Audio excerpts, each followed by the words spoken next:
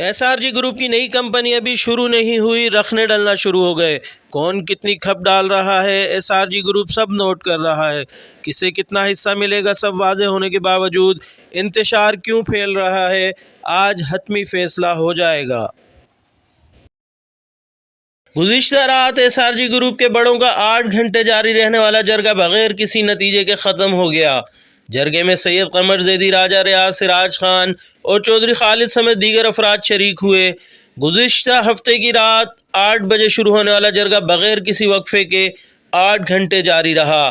آج شام 8 بجے شاہ فیصل کی زیر صدارت جرگے کے افراد دوبارہ سر جوڑ کر بیٹھیں گے۔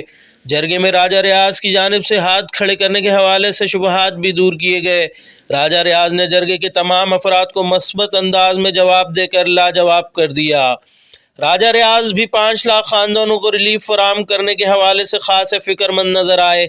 جرگے کے افراد نے انکشاف کیا کہ کچھ معاملات پر 8 بجے دوبارہ بیٹھک لگے گی اور جرگے کے تمام افراد آج حتمی معاملات طے کر کے ہی اٹھیں گے۔ جرگے کے افراد نے رات گئے اپنے اپنے گروپس لیڈران تک پیغام پہنچا دیا۔ اب سوال یہ پیدا ہوتا ہے کہ ایسے کیا معاملات ہیں جس سے ایس آر گروپ کے تمام ممبران کو اعتماد میں نہیں لیا جا رہا۔